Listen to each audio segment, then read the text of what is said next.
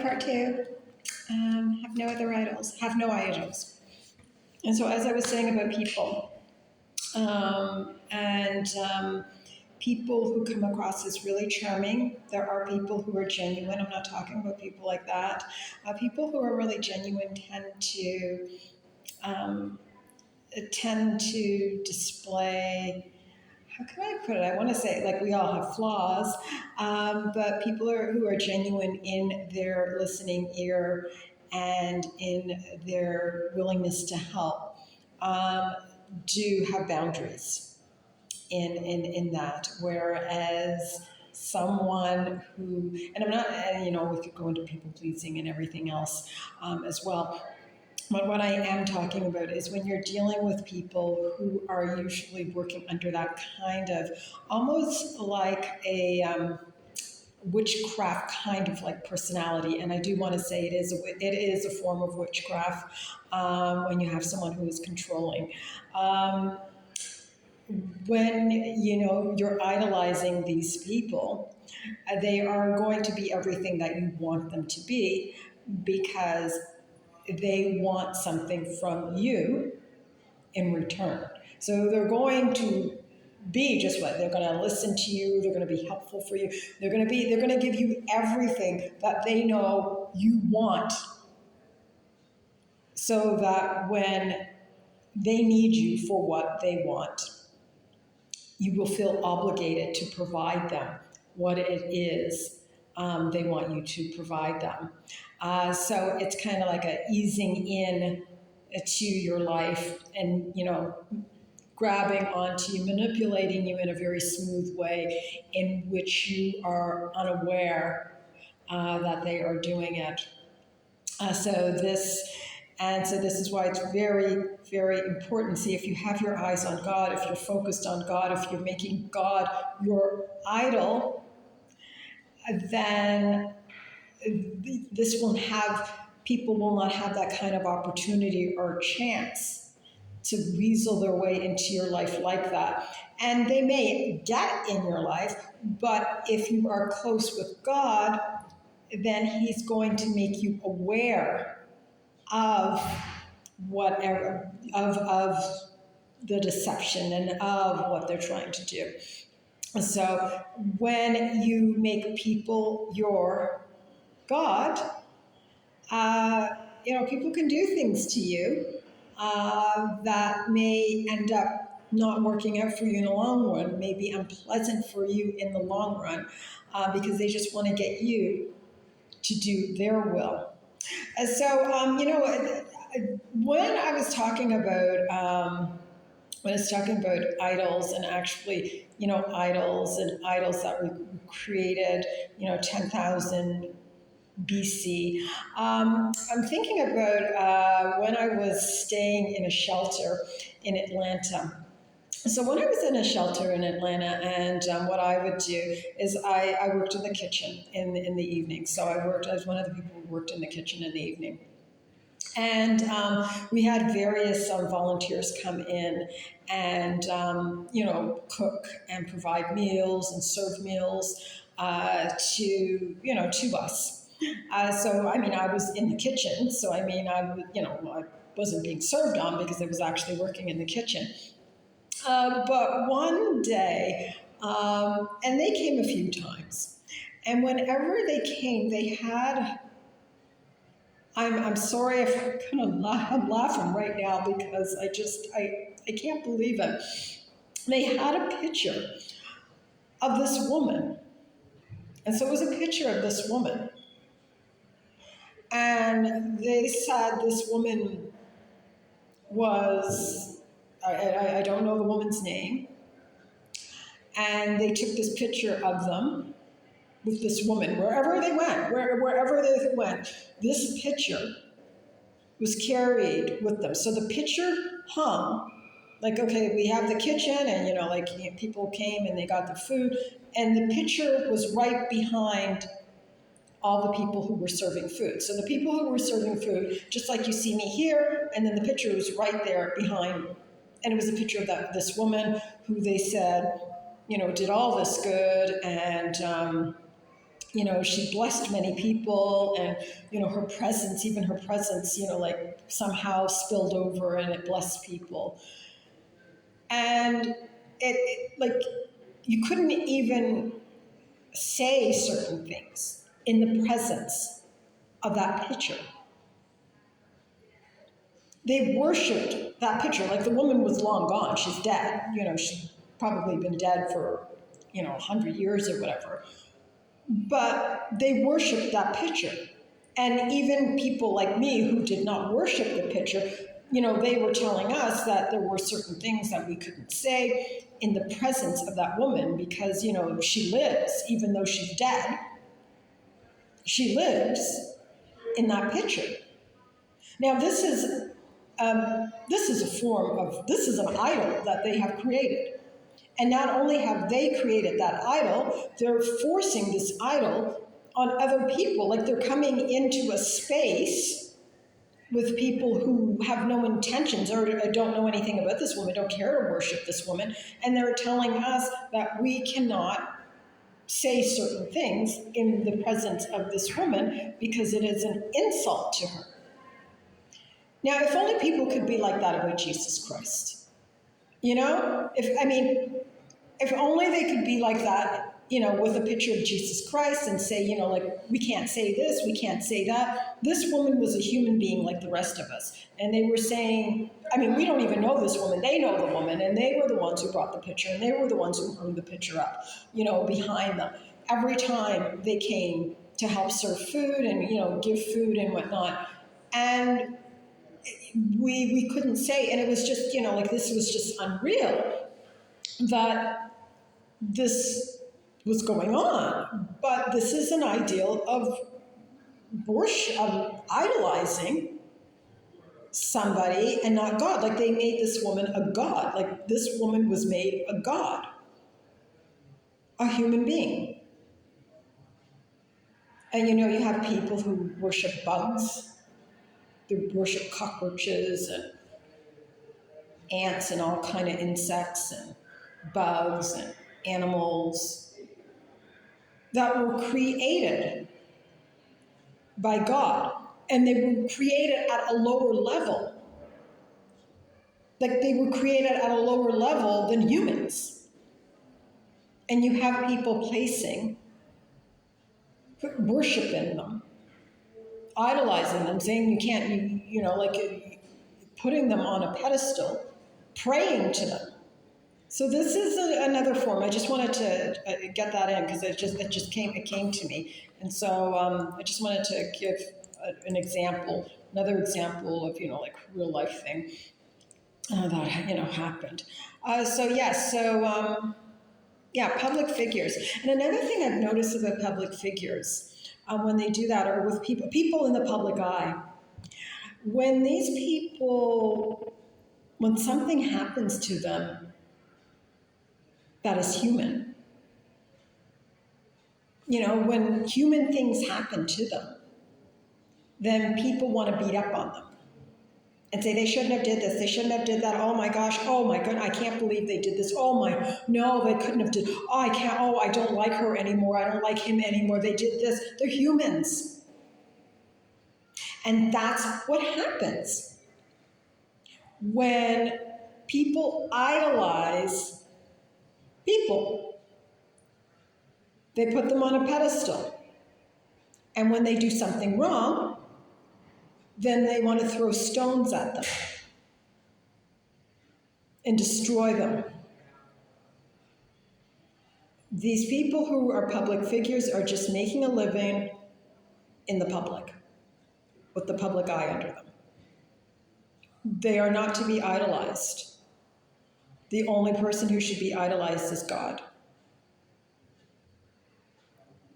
And you idolize a public figure, and then they do something human that you don't like, and then all of a sudden the person is disgusting and terrible and awful. And I'm not saying that the behavior in which some may do may not be terrible or disgusting or awful, but we are not to expect them to be perfect. because they're people just like the rest of us. Since everyone else does things that we may not like, you're going to have people in the public figure who public and who you're going to have people in the public eye who do the same. So it's, by placing them, by making them idols, when they do something that you don't like, then you're disappointed, you're hurt, you don't know which way to turn. But if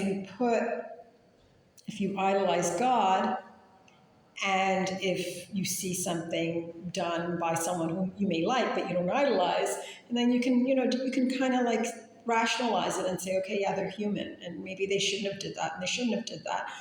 But you won't have the same kind of, like, the feelings won't be as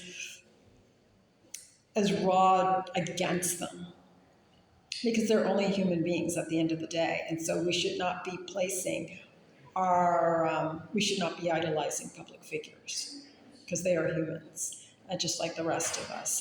They don't have any kind of superiority over us everyday working people and living people. They don't have any kind of superiority over the rest of us.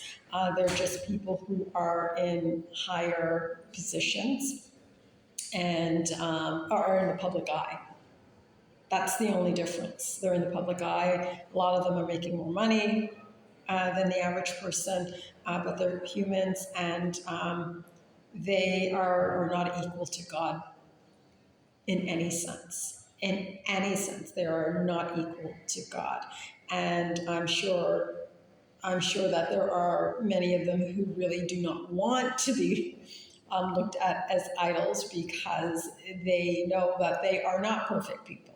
So we should not be idolizing, people, or, like, even, So people, public people, everyday people, anyone, people. You don't idolize people. You idolize God. You trust in God. You worship God. You love God. You make God the central in your life. We are supposed to make God the central in our lives. We're not supposed to worship. There's nothing people can do for us.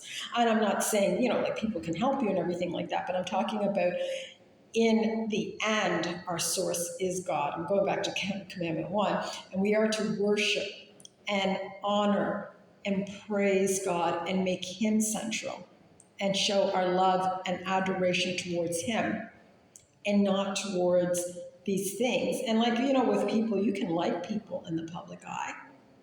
You can have respect for them. There's nothing wrong with liking people and having respect for them. My goodness, there's nothing wrong with that at all. But not idolizing them and making them your God. Because at the end of the day, they're humans too, and they need shoulders to lean on. They need shoulders to cry on. They go through the same things just like you and I go through. They go through the same. And I'm sure with them, because of the spotlight that's on them, they can't even be as expressive about some things the way you and I can. So, people. So another thing, and this is a big one. It's probably, and for our modern times, we didn't always have this one. Social media. Social media has become an idol, I think, in most of our lives. And it may not always be. I know for my life, I've made it an idol. And you don't even think that you are. You have to go there, you have to scroll, you have to see what's, you see the feeds, you have to see what's coming up, see, what's going on. Social media and the whole, keeping up with social media. And, like, just the whole, like, the image, and having your image, like, really, the image that you want to present on social media. And just really, so idolizing and how you appear, how you show up. and idolizing all the feeds that you see, making that your central life, making that central in your life, I should say. And people think that they're not, when they are constantly on social media for 4 and 5 hours a day, and then they pray for a couple of hours, that they are still making God central. No, you're not. You've made your Instagram central, your Facebook central. If you're spending that kind of time on social media, I don't care if you are praying.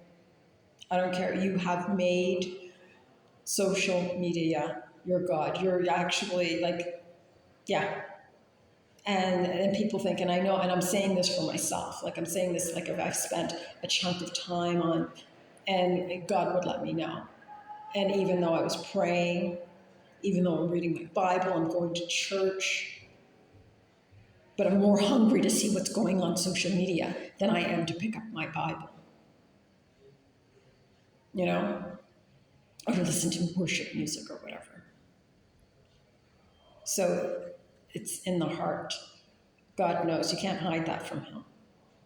God knows. You can say, you can read the Bible. It can all look like you are, like we are, doing what we need to do to keep our relationship with God. But if we are more hungry for Facebook and TikTok and the news, I'm bringing that one in too, because that's a big one as well, then we are making that our idol and we're making that our God. And God is not our God. God is secondary. God has been placed, second. So social media is huge, and I understand we need social media in our lives. It's part of our lives. It's a big chunk of our lives, but we really need to try and manage how much time we spend on it. Maybe a half an hour a day. Maybe half an hour a day. Maybe once a week for like 2 hours. Like maybe just pick a day and spend a good chunk of time on it.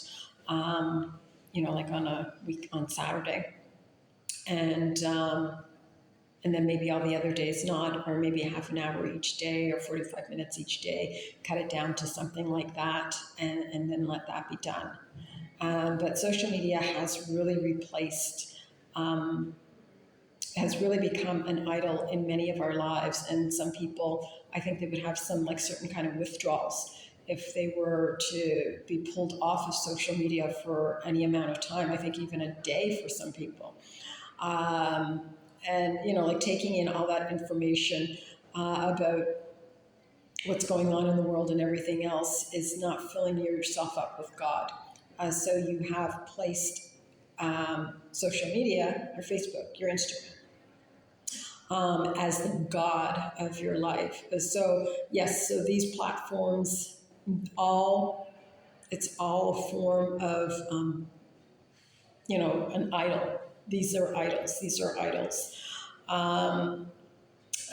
Also, idols can come in the form of, idols can come in the form of things like shopping, things like, I want to say shopping, but also things like how about ourselves. Like if we can worship ourselves, people worship themselves, and I'm not talking about confidence. I'm talking about like real, like kind of like idolize who they are, idolize their intelligence, idolize their beauty, idolize their wealth, idolize, like there's, even in ourselves, like we can idolize ourselves as well. And another thing with idolizing is we placing idols in our heart. So with idols in your heart, it could be things like excuse me, idols in your heart can be things like things that you want. things that you hope for, things that you dream of. And you have made these, like they're idols in your heart. They're things that you want. And as a result of the things that, so they're not things that God wants. And if you're following God and these are the things you want, and even if you go to God and you ask God, is this something that you want for me? And God is telling you that He doesn't want it for you, but you refuse to listen to God. God's telling you, no, this is not what I have for you. This is not the direction I want you to take. This is not where I want you to go. But you refuse it, and you have this dream of doing this, what you want, but you want God's support, but God's not supporting you on it.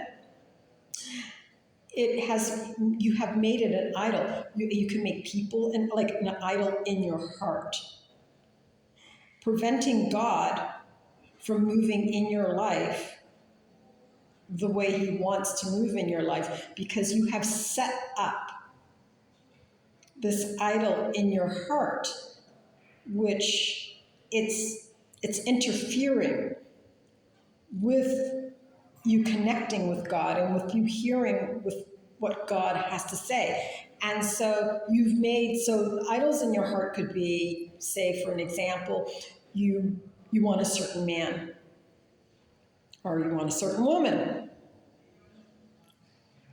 But God doesn't want you with that man. God doesn't want you with that woman. But you want to be with that man, or you want to be with that woman, and you're going to make it a point to be with that person, regardless of what God has for you.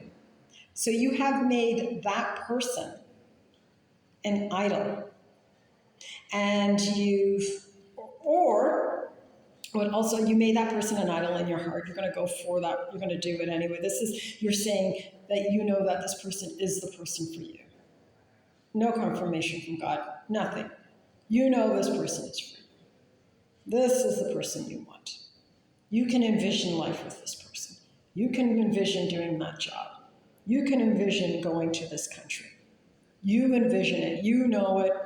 You don't need to hear what God has to say about that. God has told you, but no. Or God has told you, but no, still. So you set up that idol in your heart. Or it could be someone who is in your life. And, you love that person. You love that job.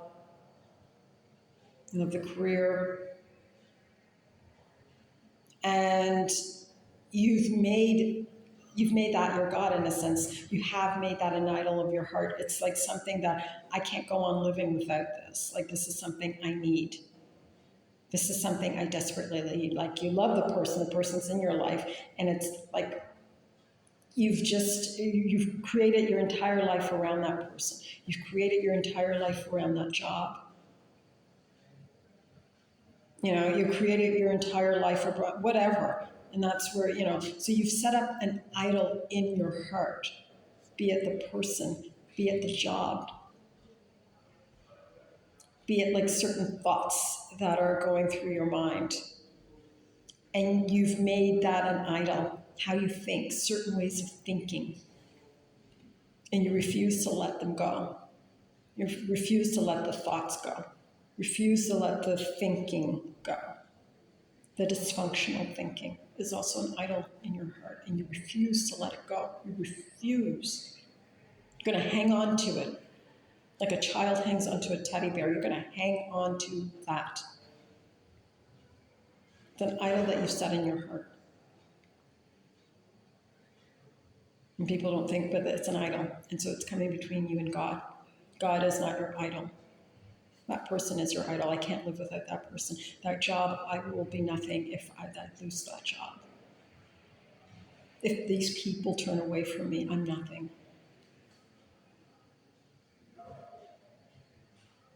Or dysfunctional thinking. I can't let this go. This I can't. These are all idols that you've placed in your heart. And you've caused, they become a stumbling block for you as a result. So these are idols. These are idols that can, that God is saying, no idols. No idols whatsoever. It's an idol.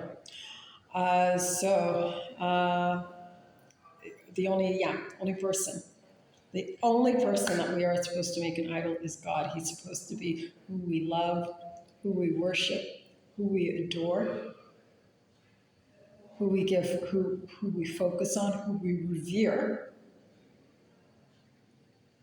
We fear our God, but not in the negative way. Not in the negative way. We don't fear him that he's going to hurt us or anything like that, but we fear him like respect. People do that for people they work for. They revere people they work for. They don't fear that they're going to fire them, but they have a certain admiration and respect for them, that they revere them.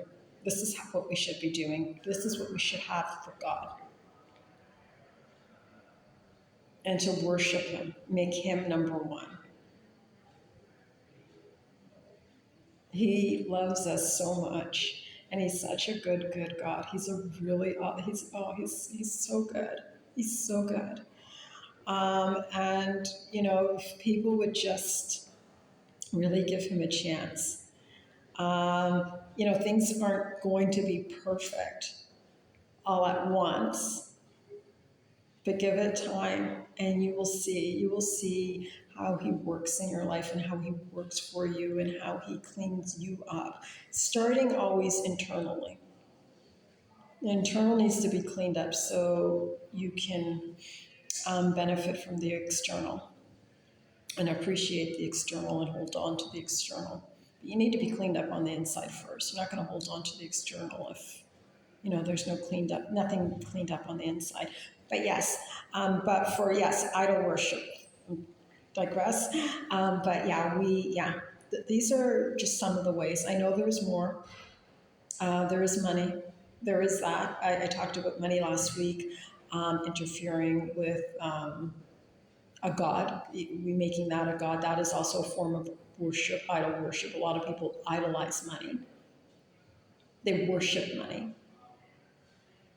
And they idolize it and they dream about it. They have fantasies about money and what they would do with all their money.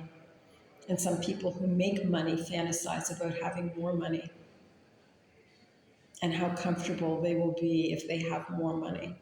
And then when they get more money, they idolize about having more money because that will make them more comfortable. And they just dream about the money. This is idolizing. This is putting money before God. Also idolizing power and platform. People dream about it, they fantasize about it, they want it. And some people who have it, they love the fact of being in power. Or they idolize being in power, getting to that point. What would it be like to be known? What would it be like to have everyone know me and to be in awe of me and adore me and worship me? So power, being well known, being famous, all these things. Wanting it all for the wrong reasons, wanting it to fill some kind of void in your life. Because that's basically what it is. It's basically wanting that, if you're wanting it that way. If you're not wanting it because it's a career. If you want it for a career, there's nothing wrong with that. If you're saying, I love to act, you know what I mean? And this is, something that's in my blood. And I just, that's one thing. This is a career choice. This is something you want to do. But if you're wanting it to feel accepted and that, you've been, accepted, approved, stamped approved, and people look up at you. Look up to you, receive accolades of praise, then that's the wrong reason. Just that's a low self-esteem. That's coming from a low self-esteem. When you're looking for the praise if you're looking for the praises from others, then it is definitely a self-esteem issue. But it is a form of it's an idol. It is definitely an idol. So I could go on.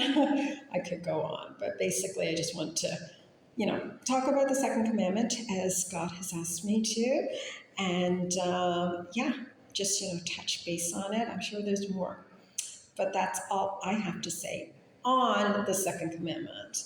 And I'm going to say that if you're not a follower of Jesus Christ, I highly implore you become one. It really will be the greatest thing and the best thing that you've ever done for yourself. Best decision in your life. Trust me on this one. It will be the best decision.